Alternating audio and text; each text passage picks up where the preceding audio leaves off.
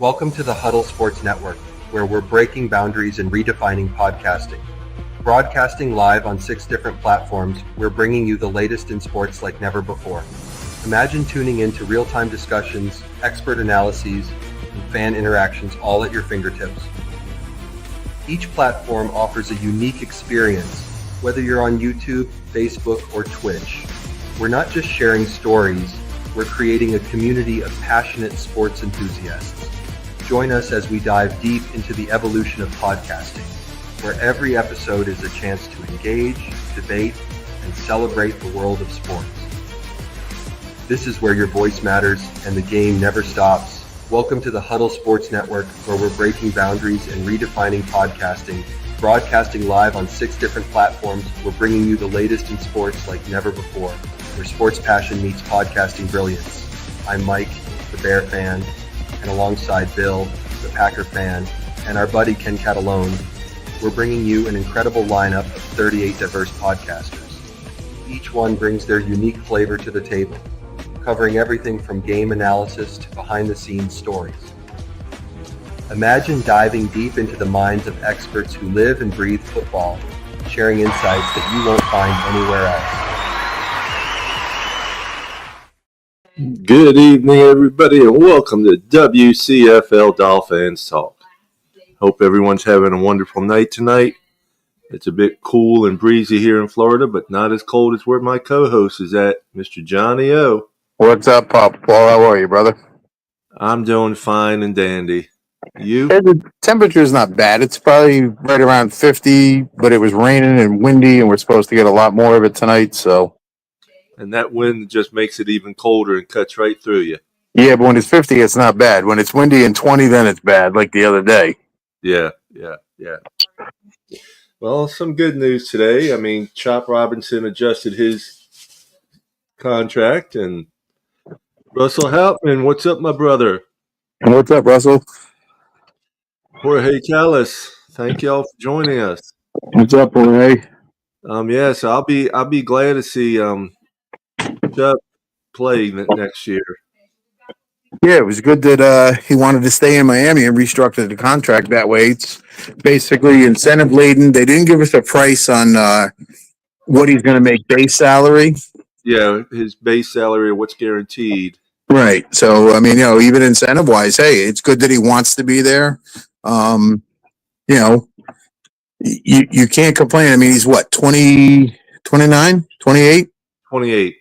28. So, I mean, it's good that he still wants to be there. And if he can produce, heck, he's coming off a major knee injury. So he'll have well over a year and a half to recover. Yeah. He didn't play last year at all. So, which was smart. No sense in playing him when, if we made the playoffs, maybe he could have played, but we'll never know. But, I'm glad he wanted to stay and be back. So. No, I talked to our brother Tom today, and he gave me some notes.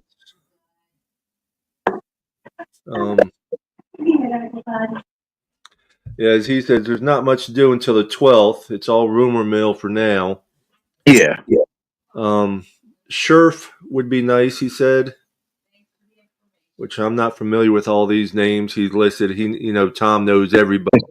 He probably gave you a ton of college names, and I was talking to him the other day about a couple that I had, read a little bit or seen a little bit, and, he's rattling off these names, and I'm like, yeah, okay, buddy, because I do not watch the college game that much. Well, it's college, it's NFL too, but he just knows.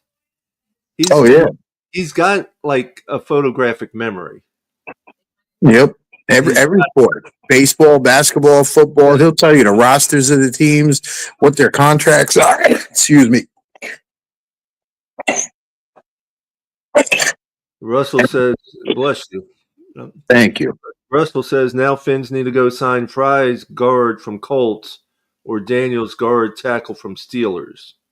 Yeah, I mean, there's free agents out there. So, I mean, it's, we'll wait and see who hits the market and what they're asking for.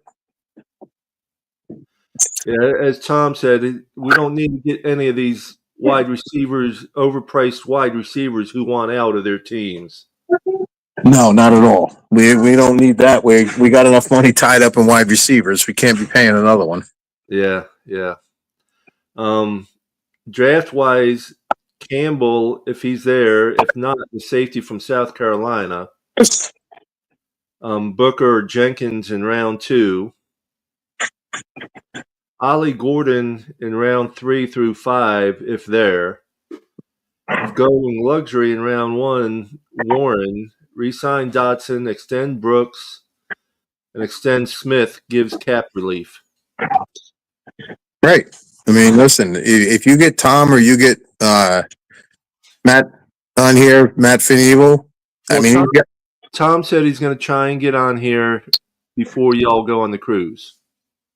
Yeah, I mean, these guys, they study this, they read everything, I mean, I'm a diehard Dolphins fan.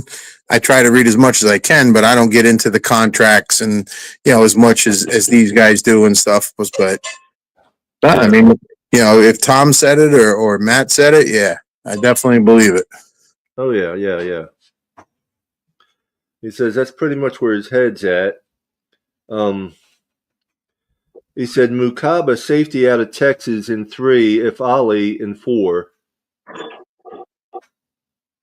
He's got a lot to talk about. There's other things I'm going to talk about here in a minute with that. See what's Russell got to say here. Pick 13 needs to be either Booker guard from Bama or Banks from Texas, or safety and Manwar from South Carolina. I talked to Tom about that the other day, and he said Banks from Texas is not nearly as good as a couple of the other guys, only because of his footwork. Said he's big, he's strong, but his footwork just isn't there. Doesn't mean it can't be. You bring him in, you develop him, you work on it. But Tom did mention the safety from South Carolina. Yeah, some of these guys, and it sounds like Russell, does a lot of studying too. So it's, these guys bring it up. They definitely know what they're talking about. Yep.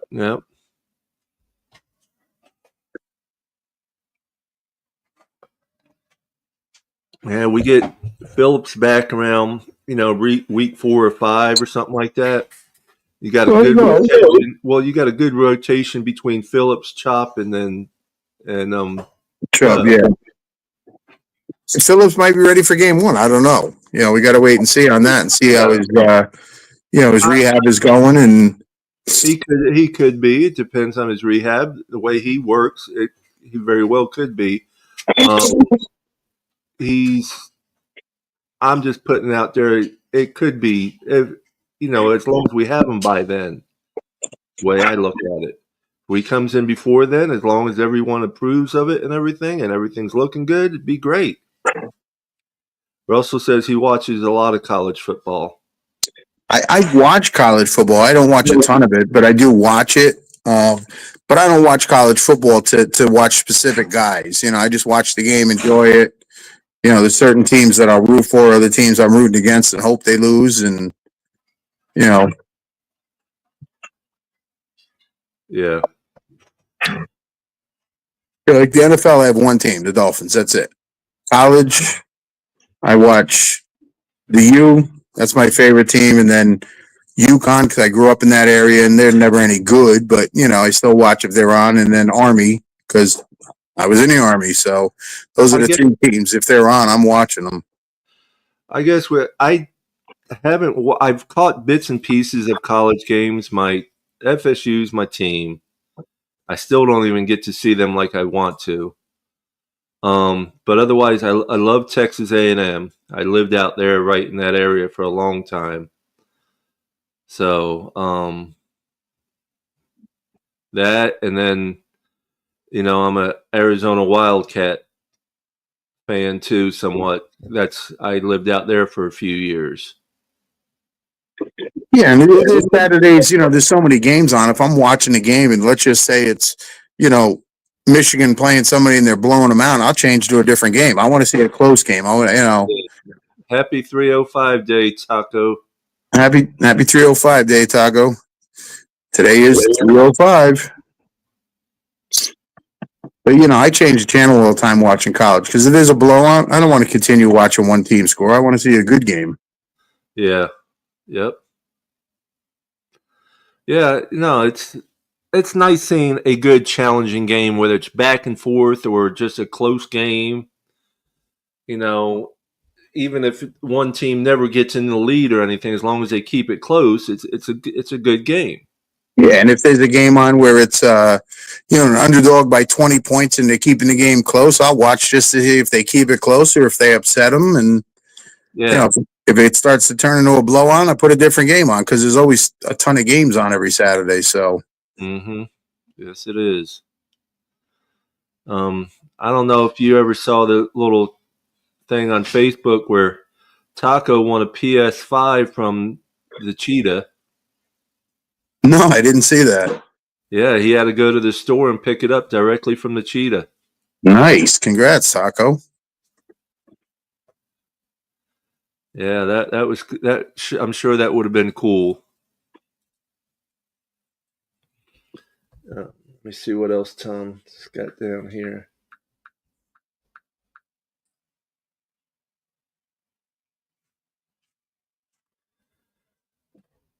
Yeah, he said Mukaba safety out of Texas in 3, if Ali in 4. If going D tackle in round 1, and Graham slips to quarterback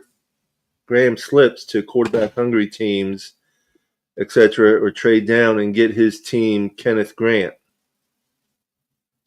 I'm not sure exactly what he's saying there. He's typing so fast, He might have missed some things. Also, if trading down to grab an extra 2 or 3, see if Xavier Watts out of North Dakota, I guess, or Notre Dame. ND, Notre Dame probably is there. Wouldn't mind the O-line from Mississippi either. Yeah, I mean, listen, there's a lot of guys out there. I mean, it's whether they make it to us or if we do pick them, or I mean, any team. You're picking a guy based on what they did in college. Now they got to transfer that over to the pros. We've seen it with Phillips. We've seen it with Chop.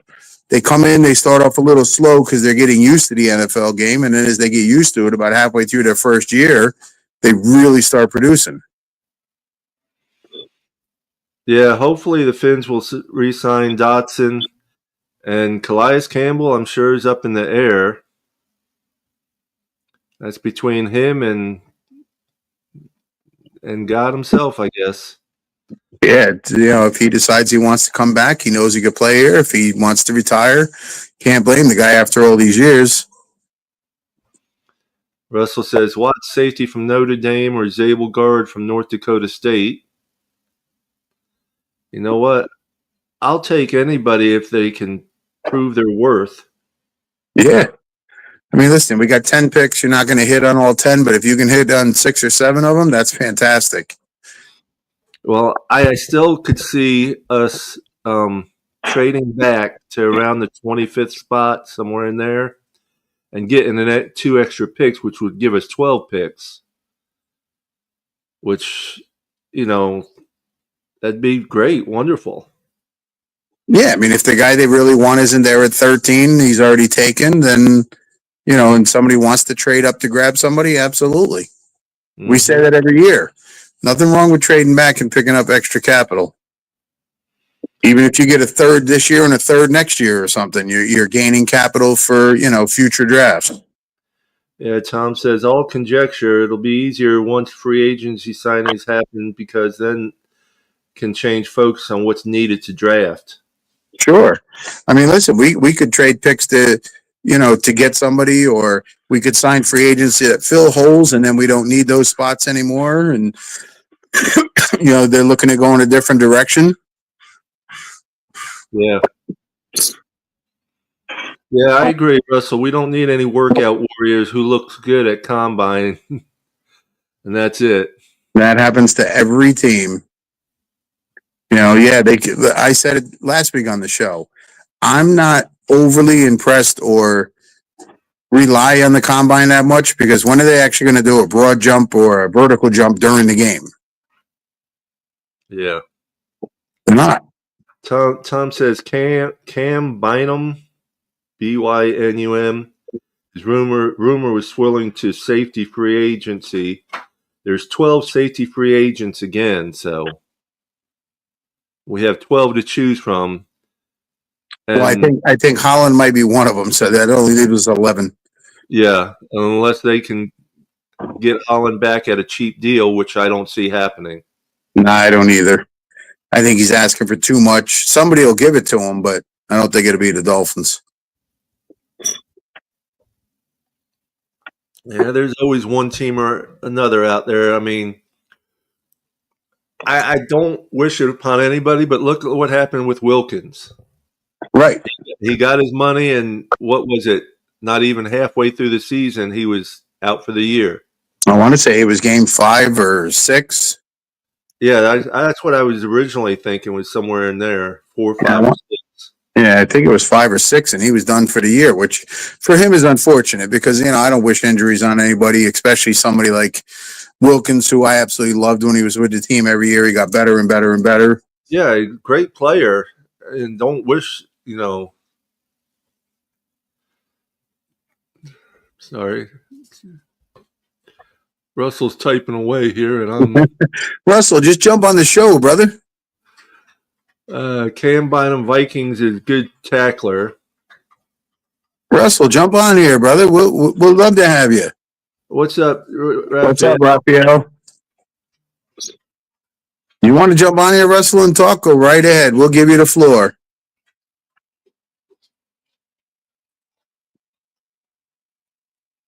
You got the link out there, right, Papa Paul? Yeah, I put it out there. Yeah, Russell, jump on, brother. Anybody else want to jump on? Hit that link, go down here, and give us your piece. That's what this show was designed for. Let's see. We need to sign Mariota for backup quarterback, nose fin system, and possibly check out Christian Kirk. It would be nice if we had a decent backup, so maybe a ton of experience or some. Yeah. No, I'm a GI, brother. I'm posting the link again for you right there on. It should show up on YouTube there as well, Russell. Nothing against the Marines, but I'm an Army guy. My dad was Navy. My father-in-law was Navy. My son's Army. I tried going in the Army, but I had too many problems with my ankles and stuff. My dad retired from the Coast Guard. My one older brother went in the Army. I was in the Army. My one younger brother was in the Army. I couldn't even tell you, countless nieces, nephews, cousins, in-laws that were all in the service. So, Tyler Lockett, wide receiver 3 for Dolphins, gentlemen. What do we think? Price has to make sense on that. I mean, Is he a free agent? Not sure. I'd have to look that up. What teams he play for? Last I knew, I believe it was Seattle. Yeah, if the price is right, I mean, Seattle is cutting him, Raphael just said. Yeah. So if they cut him and we can get him for, cheap. $4 or $5 million a year, yeah, absolutely. Yeah. But we already got $60 million tied up between Tyreek and Waddle. We can't be spending a ton of money at that position. Russell, if you're still listening, you need to connect your mic and cam before you can. Oh, there we go. Hey, Russell. How are you guys this evening? What's going on out there in New Jersey, my brother? What's up, brother? How are you? Good to hear you. Can't see you, but good to hear you. Yeah, I'm good. Everything's good. Listen, anytime you want to jump on here, brother, you're more than welcome to jump on here. We know you're knowledgeable. You're not bullshitting. You're not pulling stuff out of thin air. You want to come up here and join us? Absolutely. He's having problems or something. Yeah, well, it could be the weather because, my satellite just went out. So Hopefully he comes back because Russell's very knowledgeable. The man's smart and he's been around for quite a few years. So There he is. Can you guys hear me? yes. Okay, I'm sorry. No, you're Yeah, good. everything's good. Nice to talk to you, Russell. It's always a pleasure, Paul. I like your show. You guys very knowledgeable, man. Oh, we try. Well, Yeah. there's people like you that are a lot more knowledgeable about the college game and stuff. So Yeah. You know the funny thing, it's our draft, we can sit here and say we're gonna get this guy, and that guy. We're gonna know Monday. After free agency starts Monday and then the contracts can be finalized Wednesday, we'll know exactly what we're gonna need come draft day. well, yeah, but it may take a week or two because there's some guys out there they're not going to get signed right away, or they're going to be asking too much, or they're going to be talking to multiple teams, so they're going to wait and see. So I give it a week to 10 days after that starts, and then you're right. We're going to know what holes we got to fill, what guys we brought in and can do what, and and which is well before the draft because you figure that's only the draft's not till April. Yeah. Right, and this will be this third week of March. We're going to know what holes we need to fill. So they still got plenty of time to go over their draft board and look at it and see what guys they have rated where. And it's about 7 weeks till the draft. Yeah, you're going to have a lot of guys because come into your facility, you're going to see them physically, and you run them through a little bit of drills. Like Cleveland and Tennessee and all them are having. Because they're at the top, obviously, of the draft. So they're going to have guys in, and I'm sure we will too. Oh, yeah. I mean, every team brings guys in to work them out, before the draft and free agency. Listen, you bring guys in and you got to give them their medical exam and go through that and then sign a contract. And, so it takes a little bit of time, but you're definitely right. We're going to know well in advance of the draft and what holes we need to fill. The only thing that bothers me about the Dolphins, it's that the Dolphins are so offensive oriented that in their minds, like last year, Greer was like, we don't have to fix the offensive line. How'd that work out? Lost our quarterback. and then our fan base is so delusional with that one Denver game that we scored 70 points. After that, we only scored over 25 one game. And that was against the Commanders for the rest of the season. The last 5 games, we only averaged 11 points. Yes, sir.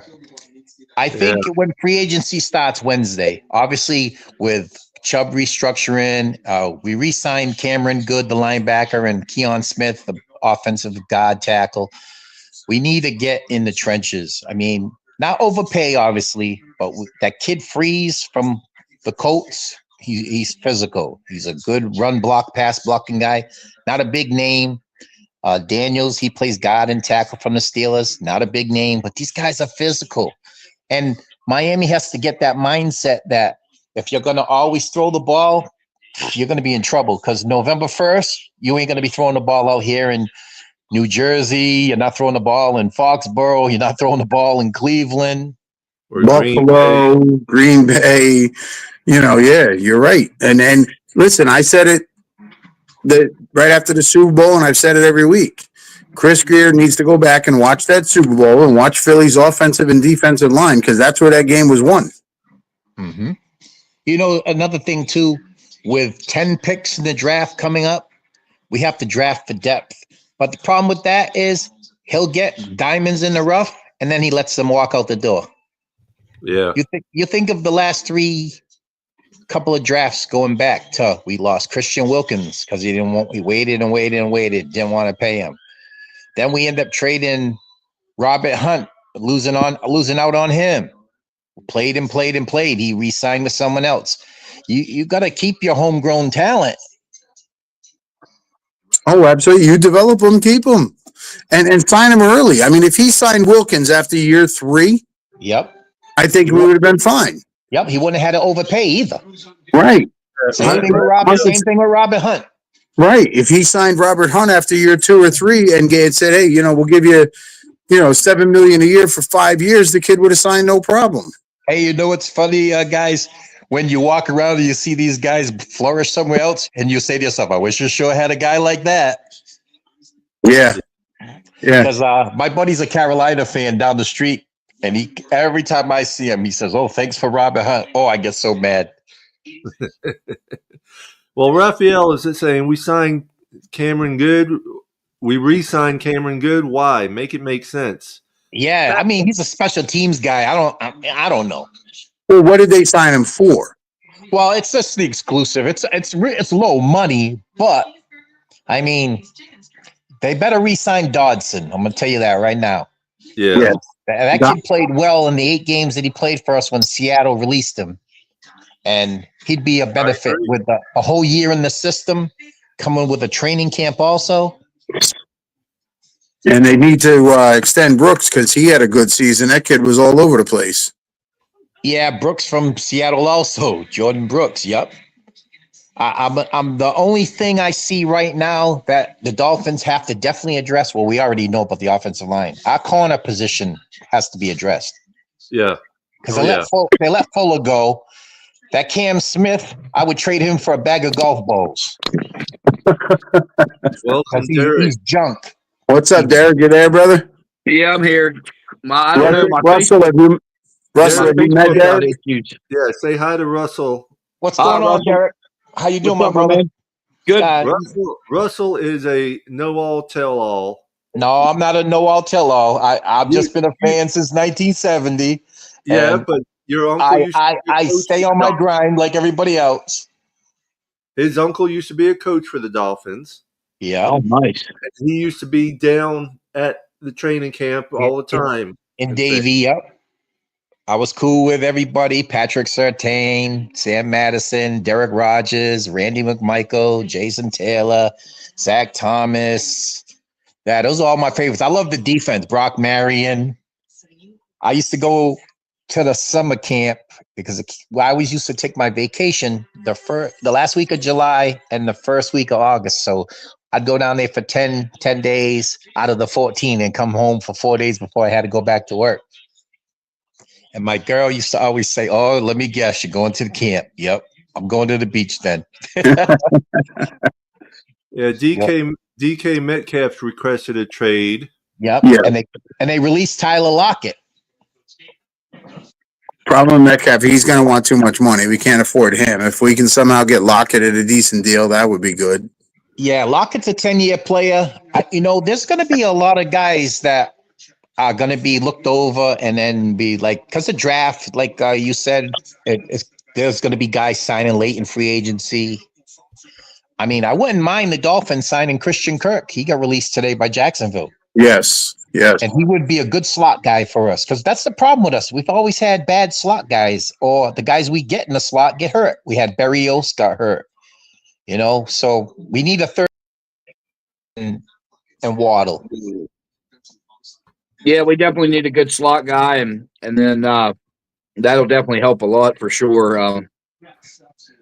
Somebody doesn't get hurt and stuff, but I think Washington's going to step into them shoes. They need to give that man a shot. Yeah, Washington played well. Yep. Plus, you got the other Washington who was out on IR all year. He'll be there. From USC. Yep, he's good too. I mean, like I said, we don't invest in our homegrown talent. That's the sad part. And it will be ugly to see one of these guys end up with a Jets or a Bills or a Patriots. Oh, my goodness. That would be awful. No, that's what we did with Wes Welker. Yeah, you don't have to remind me. I live here. Man. I had to see that for a lot of years here in Massachusetts. And it wasn't pretty. I could not stand that when that happened. That was like that was a nightmare at the time. That was heartbreaking. I mean, the best thing we had going for us, and we got rid of him. Not got rid of him. Traded him to New England. We traded him. I know that. That was why you would trade your best receiver to a daggone enemy. And division opponent, mind you. Right. You're going to trade him. Send him out to San Fran. Send him out to Seattle. Send him out to Chicago. You don't have to deal with him. Yep. Send him to the NFC where you don't have to deal with him. But no, that's the infinite wisdom of the Dolphins front office. Oh, he's not going to do anything. Yeah, I know. Sure. And then they bring him in as a wide receiver coach and then fire him. Yeah. Hey, so I seen my phone blowing up. I'm now a little behind. what's up with Chubb? I've seen that he's going to come back for basically nothing. Yeah, he restructured. Well, they didn't give us a number on the restructure, but they're saying most of his contract is incentive based. Yeah, he can make up to 21 million. So I'm figuring the base salary has to be low. Yeah, probably. I'm guessing it's right around 2 million, 3 million. Mm-hmm. And the rest is incentives if he plays and produces and gets, tackles, sacks, turnovers, tackles for losses. The year before, he had 11 sacks, and he didn't even play a full year. Right. Yeah. That's going to be a good rotation. Figure with Chop Robinson, you're going to get Phillips at some point. You're going to have Chubb, and depending on who you may draft, that could be a really good rotation. And then I seen that they were interested in bringing Dotson back. That's going to be. We need a guy like him. Yeah, him and light it up. Him, Dodson, Walker, and Brooks. They played really well. But you know what's funny? I've told this to Saul, and I might have said this to Papa Paul. The Dolphins haven't had a thumper type linebacker since Zach Thomas and Shannon Crowder. Yeah, they've had like finesse guys and speed guys, but you need one of those stop you in your tracks, tackling type guys. Well, that sure hell ain't Walker Jr. I think that guy's trash. He can't cover a tight end if his life depended on it. You'd better put me out there. I'd be better off. Too, during this season, if you look at the games that we played, tight ends terrorized us all season long. Well, yeah, they went against Walker Jr. Walker was terrible, man. Hell of a tackler, but then toward the end there, and then he was just terrible. They knew it, and they couldn't change it up. We had nobody to cover him. That's why I wish Tisdale would have came in or something, and at least he could cover a tight end. But he couldn't tackle very, very good. Right. Well, see, that's the problem. You got one that can tackle, one that can cover, but you can't have them both out there at the same time. The funny thing about Tyndall, another guy, workout warrior. They've seen him play well in the playoff game for Georgia Bulldogs, and then when he got to the Dolphins, workout warrior, didn't do nothing. Special teams guy, didn't do nothing. It sure seems that way, yes. I think Weaver can change that, though. Well, he was been on the Dolphins. Weaver's been there since camp, and he didn't crack the lineup. He was still only on special teams. So well, he's still gonna need some time. It's gonna take. If he don't go this year, I'd say keep him this year for cheap. If he doesn't do something, you gotta get rid of him. I wouldn't be surprised. Because this is his last year on his rookie deal, correct? Yeah, it's his fourth year. How much longer we gotta wait? How many different defensive coordinators you went through? So. Yeah, but the funny thing is, if you're a good player, plug and play, you can stop and learn any system. Yes and no. There's some truth to that, I believe, but the thing too. I remember this when the Dolphins were needing a linebacker 2 years ago, about 2 years now. The Chicago Bears traded Roquan Smith to the Ravens for a 6th-round pick. You don't think we could have got Roquan Smith? Yeah, man, that would have been. That guy covers, and he's an excellent tackler, and he's a thumper. That's what the Dolphins need. Raphael is asking about Eazy-E. Oh, man. I'm sick of that guy already. He's got talent, but it's he's always hurt. Or he's always hurt. Yeah. But there's probably something to it that we don't know either. Yep. And he had a neck injury, too. Hey, we got too many soft-ass players. You remember the old expression, what does potential get you? Fired. Yeah. Because if you're not playing, you're not helping. Yeah. Right? Well, I know he's not on, but Dolphin Winters is supposed to be listening. I want to shout out to Dolphin Winters. And I know what's up, Winters? How are you, brother? He's probably enjoying listening to Russell on here. What's up, Saul? I had spoken with Saul through a text today, Yeah, he's still at work, so. Yeah, he's been busy through work, definitely. Yeah, I talked to him on the phone today. He was he's just getting off work. He was only supposed to get home around 7:30 or so, and he had to be up early for tomorrow, so he's just. Yeah, he said he wasn't going to be on tonight. He had told me, because I had asked him what time your show was. And he said, I'm not going to be on tonight, Russell.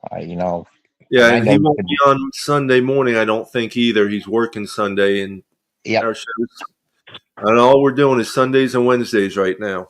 Yeah, I mean, there's like you guys said last week. There's not a whole lot to talk about. I mean, there'll be a lot to talk about coming into after free agency and then the draft and everything. But presently, the start of next week, there'll be a little bit more to talk about, maybe, depending on if anything happens the first day of Monday starts legal tampering, right? yep. The 10th, yeah, Monday the 10th is legal tampering. That's where they got 2 days, Monday, Tuesday, they can legally talk to them. And Wednesday they could start signing. Yep. Right. Because free agency starts 13th, correct? Wednesday, 12th. Wednesday the 12th. Yeah, I believe it's the 12th. Yeah, it's Wednesday the 12th. I'm just curious to see where Holland's going to go and what kind of money he's going to get. I don't think he's going to get this big contract. Somebody's going to give him money. Trust me. I don't know why, but they will. I think Javon Holland's going to end up with either one of the New York teams, whether it's going to be the Jets or the Giants. I could see him going to the Giants. Yep, I could see it because they got a lot of money too, and I mean, a lot of these guys, of money, boy. Washington's got a lot of money, and they had a good year, and they got a ton of money to spend on free agency. Yeah, but a lot of these young kids now, they want to be in these cities where it's about fashion, it's about everything but football. Right. And it's aggravating, because I mean, all of us grew up in the era where you guys were watching football, and these guys were like-minded. Everybody wanted the one goal of winning the championship. Now these guys are all caring about fashion shows, and I want to hang around with the greatest rapper and everything but football. Well, yeah, but you got to remember when we were all younger, because I know you're close to our age. I believe you're a little older, but guys hated other teams. They didn't leave Chicago to go play for Green Bay. They didn't leave Miami to go play for New England. Yeah, like Raphael just said, if he goes to New England or Buffalo, man, I think Holland could be scary up in New England with what's his face, the ex-Titans coach. That could be interesting. Vrabel? If you build Vrabel. Yeah, Vrabel. Vrabel could make or break it. They got a lot of money here in New England. I'm hearing a lot of mess. Like 140 million or something like that. 130. Yeah, they got a lot of money and a quarterback on a rookie contract, so they can sign a lot of guys. And they got Drake May. I just don't know if Drake May's all that. I mean, he's definitely, but I mean, he's decent. I mean, he ran for his life last year because they had like one of the worst offensive lines ever. But I mean, with money, and they got 12 picks, they're gonna get good. I mean, the key to the Dolphins, like I said, it's for years and years and years, since probably like the early 90s when they had Jay Fiedler was the quarterback and Lamar Smith. They were a physical run ball control type of team. They had good, decent receivers. They had O.J. McDuffie. They had Oronde Gadsden. But, I mean, obviously the game's changed where it's a pass-happy league. But the Dolphins have never adjusted. I mean, they're the only team, if you watch games enough, they're the only team, 3rd and short, 3rd and 1, 3rd and a half a yard, they're always throwing. Yep. And they don't have that pound type of guy to get you that half a yard. So a lot of teams see that, and it's like a finesse type of game. They're never going to beat the physical teams like Baltimore and Pittsburgh, and God forbid you have to play those teams in January and you're throwing for 3rd and 1. I mean, it's not going to work. Yeah, if you're playing in their house.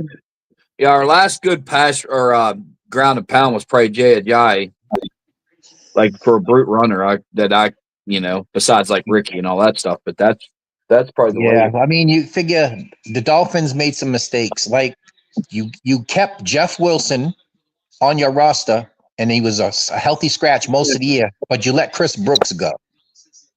Yeah, and then he goes to Green Bay and has a great year. Yes. So, I mean, like I said, our homegrown talent, you're letting them walk right out the door for practically nothing. You release this guy. How many times did he get the chance in every 2 back-to-back preseason games he got hurt? I know the one was a freak accident, break his ankle because he got laid on or they fell on him, but maybe that standpoint that he was always hurt too. But the thing is, he had a good preseason the year that they released him, which was last year, and he goes to Green Bay and he's rushing and playing well. And I mean, I'm not asking him to be a feature back, but the 3rd and 1s, the 3rd and half a yards, this is the guy you need. We got Alex Ingold. They were doing early the first year they got him, he was running 3rd-and-1s, but now they got him lined up almost like a H-back type of guy. He rarely runs the ball. So I mean, you need that pound guy. Yeah, and then or if we used the fullback where we used Ingold, but then it would just they're on the same formation, same everything. You knew what was coming. Yeah, and then they eventually stop it. It's like you got to change it up a little bit. Well, as fans, you guys can mention this as well, and I'm pretty sure you guys have seen this. McDaniel is a very arrogant coach. He thinks he's Jimmy Neutron, boy genius. He doesn't want. That's good. That's good. Yeah. He doesn't want to change anything because he thinks he's a genius. And all these teams, you've watched games where they were yelling out the play before we were actually doing it. Shit, I'm in the stadium and I know where we're running.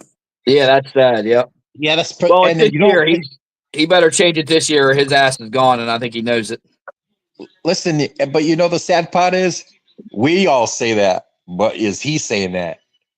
And he needs to give up that challenge flag too. Most definitely. His challenges are awful. Was he like 2 or 3 out of 16 or something like that? Oh man, he just challenges. I think he's 2 for 17. Yeah, he challenges stuff. You look at yourself and say, "What in the world is this guy doing?" When things are obvious, he doesn't throw a challenge. But that's coming from whoever's watching the video upstairs. I mean, you got to have somebody upstairs who's got half a brain that says, "Hey, you got to challenge this one or don't bother." Yeah. If somebody's seeing that extra stuff up there sitting, and they're telling him, "Hey, it's a good challenge." That's what I thought, really, and they need to have someone new up there because. Another thing I don't like either about the Dolphins, why do you give guys positions that they don't actually do the positions? Like you got Frank Smith as your offensive coordinator. He doesn't call plays. Right. So what's the point? What's the point of having an offensive coordinator if the head coach is calling the plays? Head coach needs to give up calling plays. You know what I'm saying? You got actually 2 offensive coordinators on your staff because Darrell Bevell was a coordinator with the Seahawks. Yep. You got 2 guys who can call plays. He definitely needs to be in part of the play calling stuff. I'm telling you, he's a genius. Look what he did up in Seattle for all them years, like you were saying. Yep. And another thing about the Dolphins, they got to get rid of Club South Beach. You got to stop wanting to be their friends and dressing like them and acting like them. You got to lay down the law. Yeah. Oh, you should have seen his new hairdo at DCC. Yeah. Which one was that? McDaniels. What did it look like? It looked like he had gotten a perm. Yeah, it looked like he had a perm. Yeah, I saw that. I just think, like I said, the Dolphins have turned from a team that you had expectations for to like a joke. And the sad part is if a thing goes wrong, namely, God forbid, the quarterback goes down, you can guarantee you're going to be in the top 5 or 6 picks in the next year's draft. And there'll be a lot of new faces being bandied about because I guarantee you Ross is not going to go for another 6, 7, 8, 9 win season. No. Mm-mm.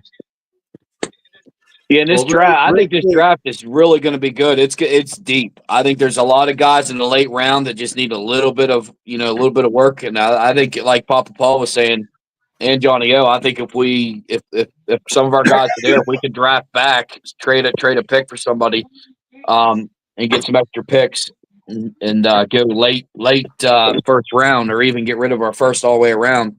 We need as many linemen and defensive tackles and stuff and guards as we can get.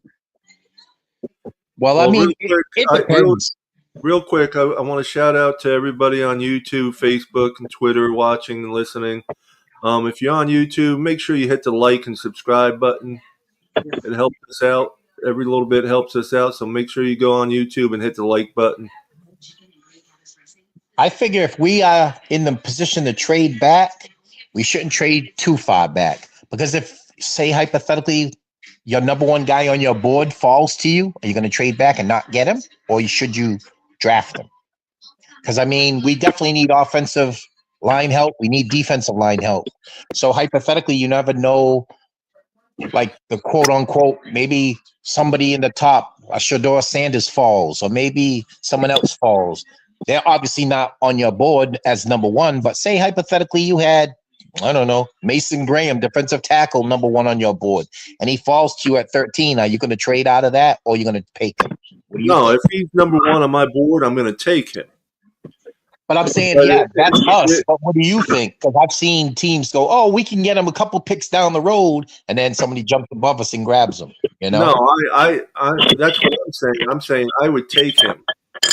But if my number one falls, and falls, and I can't get him at number 13, I'm going to trade back to around the 24th, 25th spot and get a second and third, or 2/3, one for this year, one for next year, something like that. Yep. Okay, now I'll pose another question to you. What if Tyler Warren, the tight end from Penn State, falls to 13? Would you take him? No. Because I've heard a lot of Dolphin fans, oh, we should take the tight end from Penn State. But I'm glad you said that, because we got John. We have John Smith that's going to be that main guy, main target. You need to go deep. You need to go offensive line or defense, and I think you need to go strong. I think you need to go. I think you need to go Starks if he's there. I think that's who we draft, the Georgia safety. Better than Emo Wari from South Carolina. I haven't seen it much on him. Oh, he's tremendous. He's big like Cam Chancellor. Well, that's South Carolina is one. Yeah, Eamon Wari from South Carolina. Yeah, Tom mentioned him, and honestly, there he is. Frost. Good evening, everyone, and please hit the like and subscribe button. My brother Russell Hopman on the show. What's up, winners? How are you, brother? If I'm going to get a tight end, I'm going to pick a tight end in the 3rd or 4th round. And if he's available, I would look at, Helm from Texas. How about Mason Taylor from LSU? I'm not sure about him, really. That's Jason Taylor's son. He's really good. Yeah, no, I understand. I'd only take him if he goes late in the round. I mean, he's decent, but if he's available in the 3rd or 4th round, yeah, I would take him. He's the best route running tight end in the draft. Yeah, but how is his blocking? Oh, he's an excellent blocker. Well, you would think so if he learned anything from his dad. He's like 6'4", 255. What do you think, Russell? What do you think if Jalen Milroe is available 2nd, early 3rd round, and we're there on the clock? Do you take Jalen Milroe, backup quarterback? No, I'd rather have McCord from Syracuse. But man, he's got a cannon on him. He just needs a little bit of footwork and somebody behind Tua. I think he can run that offense decent. Yeah, but he's inaccurate. But he has the best. He has the best deep ball accuracy in the last 10 years in college. I would take him 4th or 5th round, but not before. Yeah, not second or 3rd. Nah. Like I said, we got too many holes. What about Josh Simmons from Michigan? Josh Simmons is from Ohio State. Ohio State. Yeah, he's a good tackle. I think, but he tore his ACL. Yeah, I would take. I don't want damaged goods. Yeah, I don't want damaged goods. If we're gonna grab a tackle, obviously in the 1st round, you gotta have somebody healthy. I'm not necessarily saying the 1st round. Oh, he's going to get drafted in the 1st round because of how he played. That injury is going to hold him back. The teams are nervous on that. I think he's going to fall. He's going to be one of the guys that's going to fall late 2nd round. Answer this. If we was to trade back from 13 to 25th, let's say, and get a 2nd and a 3rd for this year, would you take Josh Simmons then at 25th? I want to see his medical before I do that trade, though, because they're saying on NFL Network that he's going to be ready for season opener, which is fine. But, I mean, are we going through – he's not going to go through the whole camp. So you're going to have another Teron Abstead type thing. Well, he doesn't practice during the week and he's just going to play in games. He's going to be a rookie too, I mean, it depends. Yeah, I understand. I mean, he's a great player. He's a monster. But do you want to place your first round on a type of guy that is damaged goods and you don't know how long he's going to play? Or do you want to start fresh with somebody? I mean, we could still trade back. And that Mbu from Missouri, he's a monster. He's a big guy, 6'8" tackle. You got Banks from Texas. He's a monster. He's a good physical guy. And then you got Booker, who's a natural guard who can plug and play right on now and be a Pro Bowler. Yeah, I think for our first round pick, we definitely need somebody. We need a game changer. We need somebody that's gonna, like one of our best first round picks we ever had was Mika Fitzpatrick. Look at that guy, and then we trade him. Didn't we just speak about this about our homegrown talent leaving? Yeah, like that's why I said they're comparing Starks with him. Like I'm just with Jalen Holland leaving, we need somebody to fill them shoes, but we still need a cornerback too. Yep. We need a couple cornerbacks. Yep. But we have a couple guys on the roster, you know what I mean? That's where, but especially if you move Ramsey back to, to strong safety or free safety, you need somebody else to step up for that, But you almost got to keep Ramsey at cornerback till we can get somebody. Yeah, because they released Fuller, and then Kohu's like a restricted free agent, so, I mean, we can match any offer. You have Storm Duck, who played pretty decent. Yeah. Then Cam Smith was a waste. I said I would trade him for a bag of golf balls.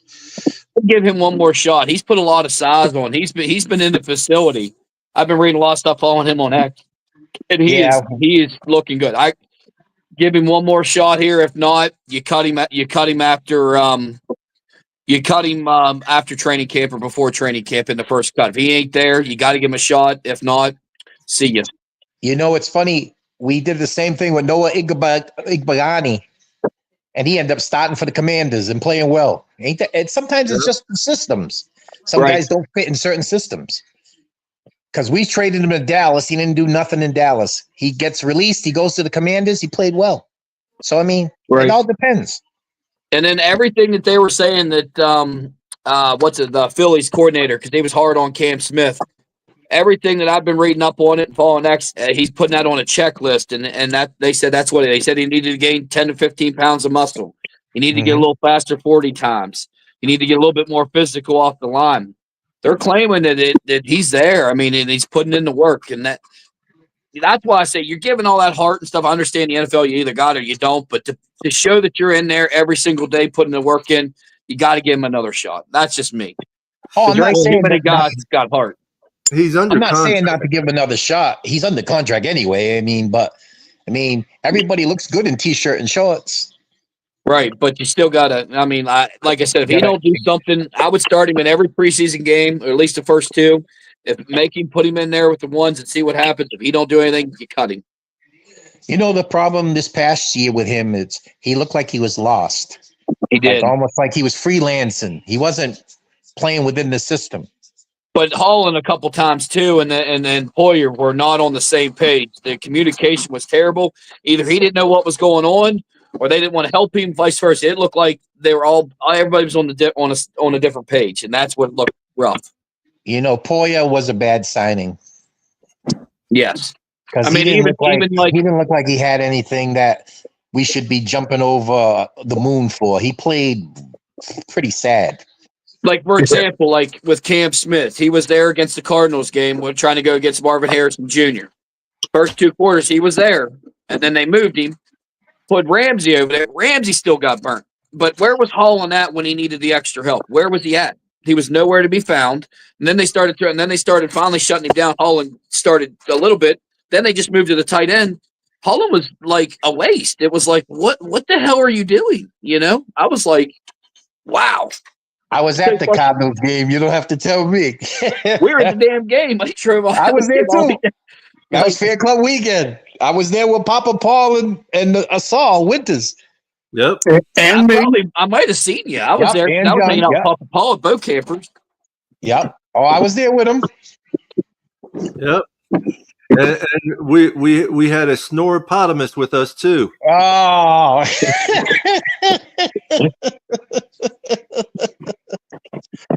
Yeah. Hey, like my father used to say, you know somebody, but you don't really know somebody. Yep. Russell, how many games you plan on coming down to this year, you think? Well, I haven't seen the schedule yet. I always do the game here, Rick, without a doubt, because I live here in Massachusetts. Right. So it's only 28 minutes from my house. Can't beat that. Yeah, I don't know yet. Probably more than likely I'll do fan club weekend, definitely. Yeah, I think they're pushing for that towards like end of October. It's always in October. I'll definitely do that game because that's cool. Get to see fans from everywhere, and it's a good time. Yeah, that was awesome down at Bow Campers and all that they put on there, and then hanging out with everybody and yeah, all that stuff was cool. Yeah, me, Saul, Papa Paul, we were everywhere. We went to a couple spots. We went to another place with wings and. And one good thing, I'll be down there. I can drive to most of the games. Once when I'm going from Jacksonville, it's only about a little 4.5 hour drive instead of having to fly. Jacksonville? Yeah, I'm moving to Jacksonville. We just listed the house. It'll be up. Yeah, I was stationed up that way in Mayport. Oh, nice. Yeah, I was in Navy 20 years. I was stationed up that way. Appreciate your service, buddy. Thank you. Yeah, I know John's U.S. Army, the Mud Puppies. That's right, baby. Hey, I just wanted to ask you, beat Army. Navy, baby.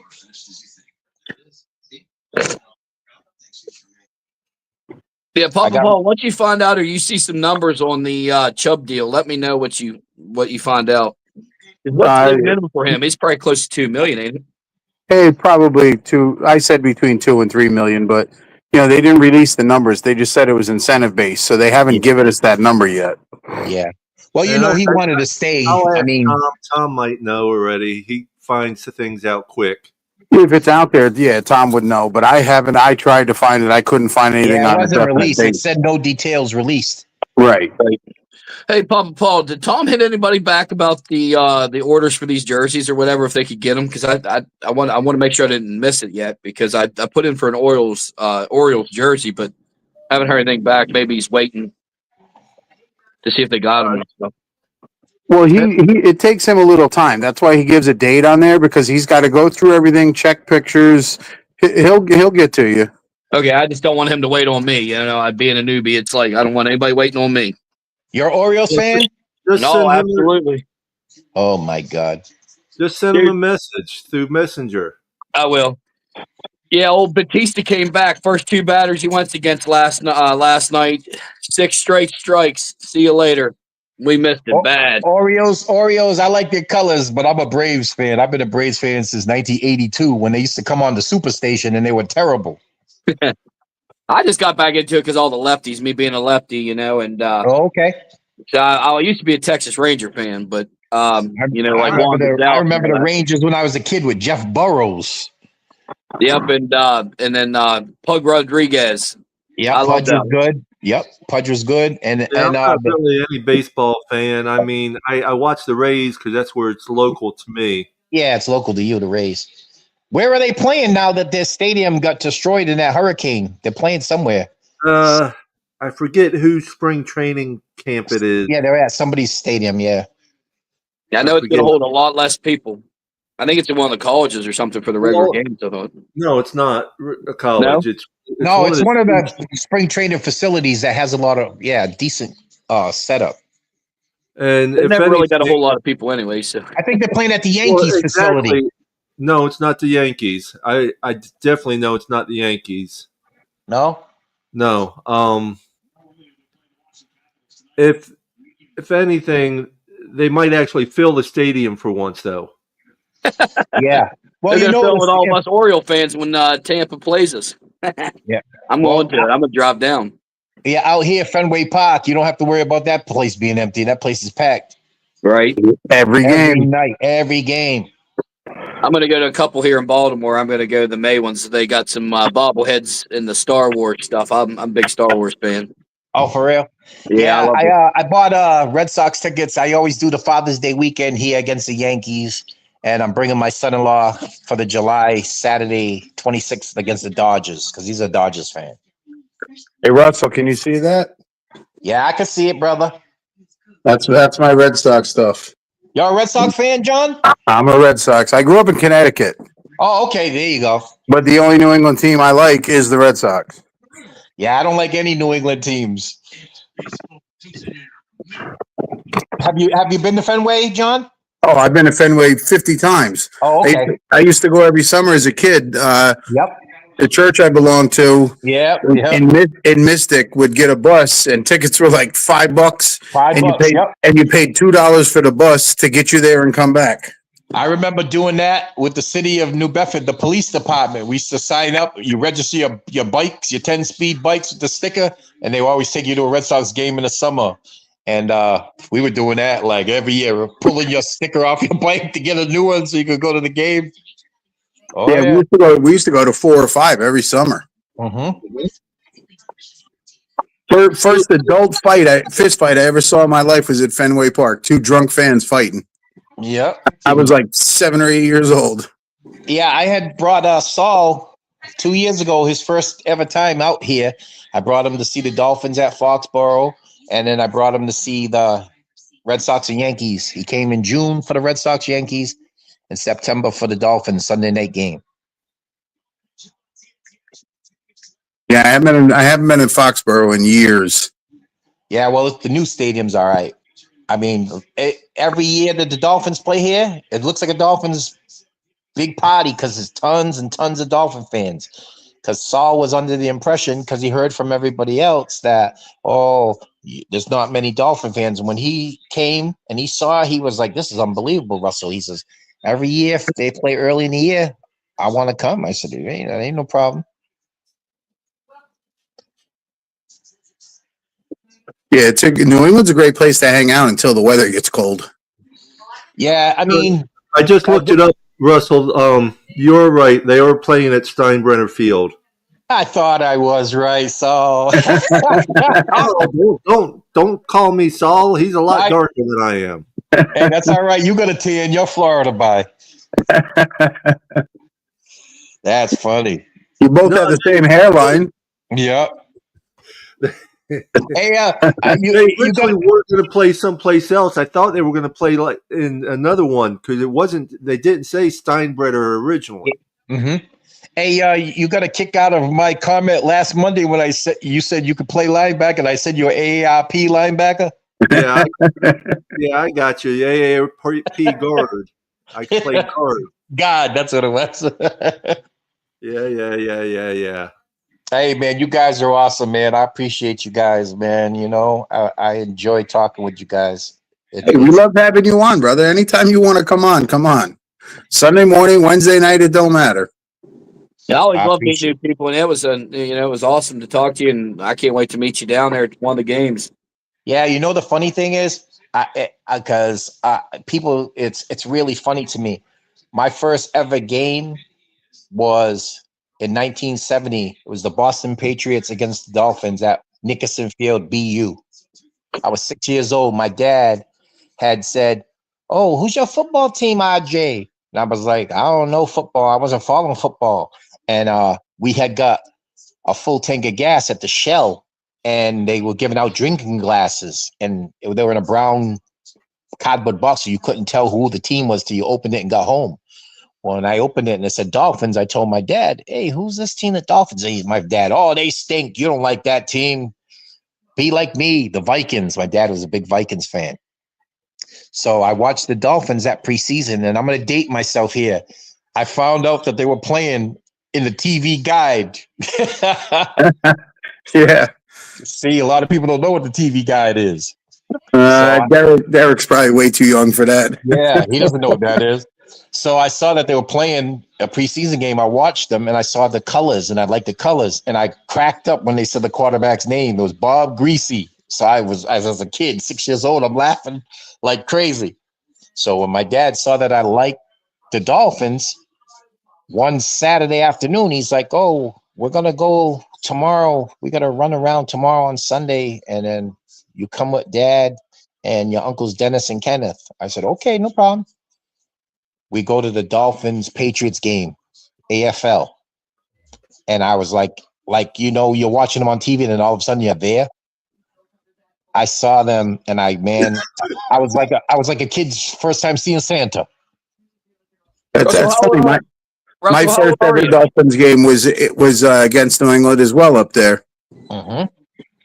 but it was like 77. I was at those games too. Schaefer Stadium. With the Moses Mooses and Steve Grogan and Jim Plunkett before him. I remember all that. I mean, I was a Dolphins fan before my first game, but my first game was actually around 78 or 79, and it was at the Orange Bowl. Yep. My first game ever in Miami was 1981 against the Baltimore Colts. David Woodley was the quarterback for the Dolphins and was at the Orange Bowl. Yeah, at the Orange Bowl. Yep. Yeah. And I remember, Isn't that funny that we can say this now, and you and Papa Paul were in the same stadium that many years ago, and you and I were in a different stadium that many years ago, and life is funny. I mean, you never know the footsteps you take, like my father used to say, you can't put a $5 hat on a nickel head. It's too heavy. You never know. Yeah, it's weird how things go, where we've been around each other and not even know it at times. Oh, definitely. I mean, life is funny sometimes. It's the cards you get dealt sometimes. You don't realize how close and how common you are till you speak and there's nothing better than being in the same wavelength with people rather than people, I don't like them because they're this, or I don't like them because they're that, rather than you share a lot of the same common things. That's one of the biggest, that's one of the biggest things that I love about the SWFL, man. We have just so many people, and I get to meet so many new people. And Papa Paul and Johnny O and Winters, man, they know everybody, And I'm a people person. I'll talk to anybody, and especially we have the same things in common, like the Dolphins and stuff, and wrestling and sports, and just sports in general. I'll talk it all. Like I just love talking. yeah, I mean, listen, that's why I have my season ticket. It's the games are great, the fans are better.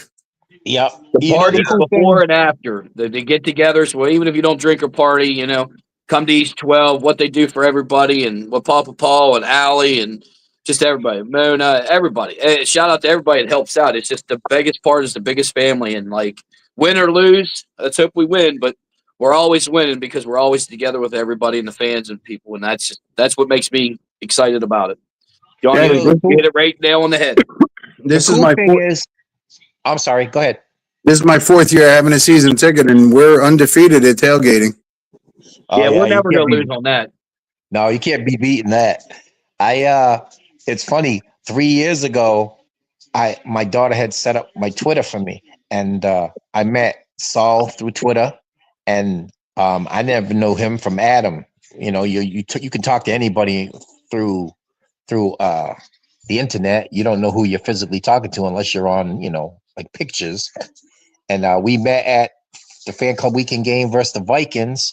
And, you don't realize how small the world is. I was going to Philadelphia every year in the summer during summer school vacation because my cousins live in Philly. And come to find out, Saul was from Philly. So I was talking about Philly. And he was like, how you know that? How you know that? You remember that? And I was like, yeah, I remember that because I was doing it. Well, Russell, you're one also who have like a photographic memory. Oh, I do. That's from years of not drinking and smoking and no drugs. That's my problem then. All the drinking and stuff I've done. Well, I mean, like I said, I don't knock anybody for their vices because I'm not God and I don't judge anybody. But like I played football and I played ice hockey and I played baseball. So I was always switching sports. So I remember my dad always saying, oh, keep your temple clean. Keep your temple clean. Don't do this. Don't do that. And it was more so out of fear than actually wanting to try it. And John can tell you this because he was military. It's hard to avoid drinking. Yeah. Well, I mean, I drink occasionally. I'll have a beer or two. I don't drink much hard alcohol or anything like that. It's just not something that ever really interests me, Yeah. Like I go to the tailgates, and in September, I might have 8 waters and 2 beers during tailgate because it's too damn hot to be drinking. Later in the year, I might have 5 or 6 beers during tailgate and only 2 or 3 waters because the weather's nicer. Yeah, I learned the hard way down there, like second game ever down there with the boys. And I'm telling you what, I drank about 10 or 12 beers and I barely made it in the stadium. And then I was feeling rough. Never again. Well, you want to laugh. I used to go when my uncle was coaching with Dave Wanstead. I was going from, I'd say, I was in the Navy, 82. I was stationed on the West Coast in San Diego. So I went to the Dolphins game when they lost to Seattle in the playoffs with Marino's second year. His rookie year. He came in for Woodley midway through the season. They lost to Seattle at home. I went to that game. I went to the 85 playoff game at the Orange Bowl against the Browns. They won that game. When I was stationed in California, San Diego, the Dolphins went to the Super Bowl in 84, Palo Alto against the Niners. So I was like, I'm going to this game. I'm right here. I get a flight, everything. Don't you know the officer of the day on my ship was like, oh, you got watch. I'm like, why do I got watch? I said, can I get somebody? Nobody would cover for me.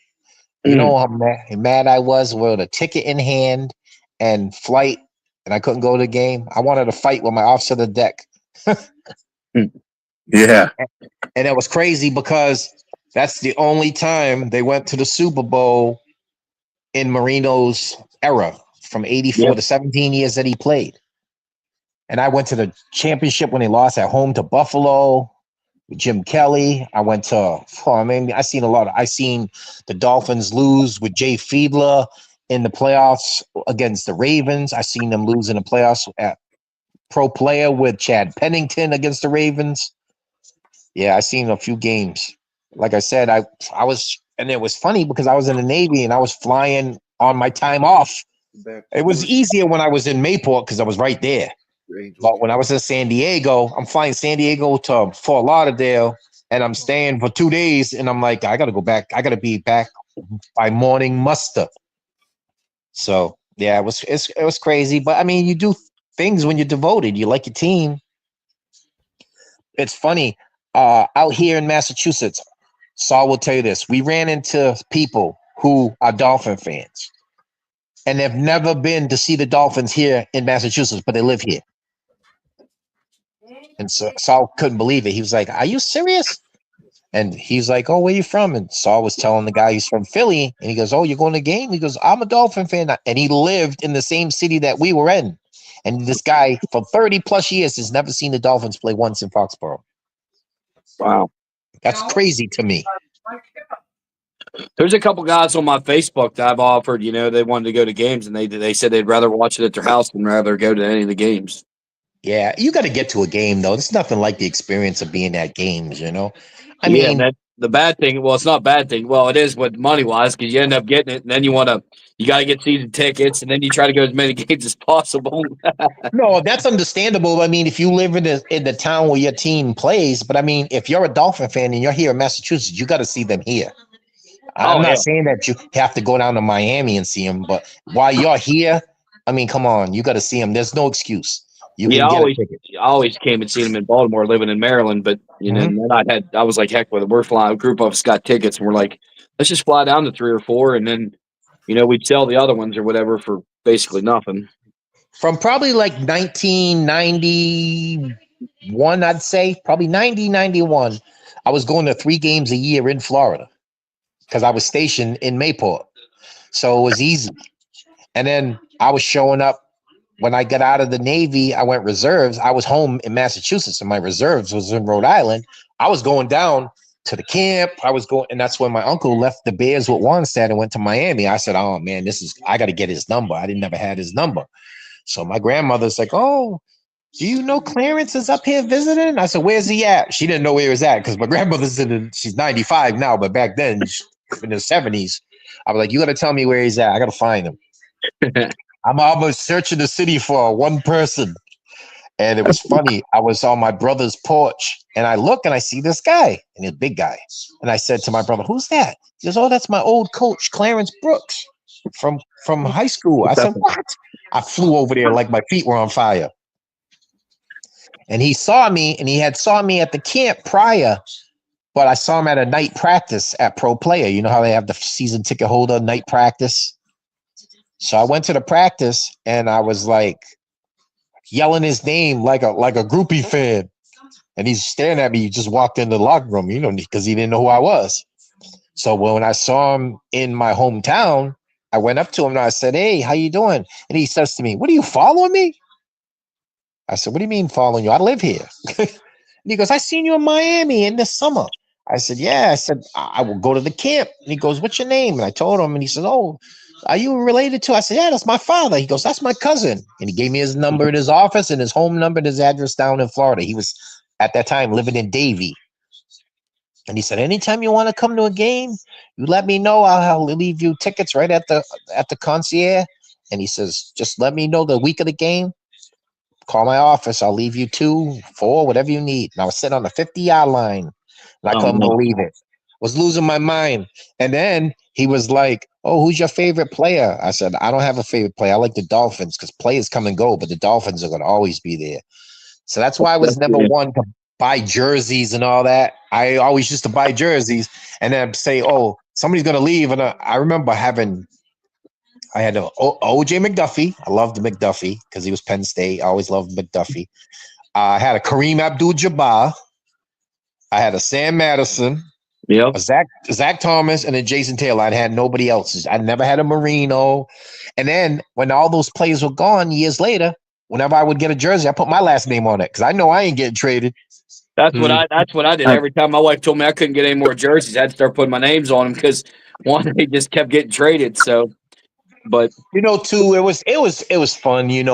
Like just going to the practices and going to the camp, and it was weird because the year that I had went to the camp when Dave Wanstead was like, "Oh, Ricky Williams is showing up," I was sitting in the fan club area with the families, and they used to have it outside at Davie at Nova University, and all the fans were in the bleachers. So I'm sitting under the tent, air conditioned, cooler full of beverages and everything, and there was this lady sitting next to me, and beautiful woman, Hawaiian looking, so her phone rang, and I'm not paying. It was her, you hear ringtone, it ain't yours, so you ain't paying attention. She answered the phone, and then she started crying, and then she left. So I never knew why she left. I think maybe something happened, family emergency.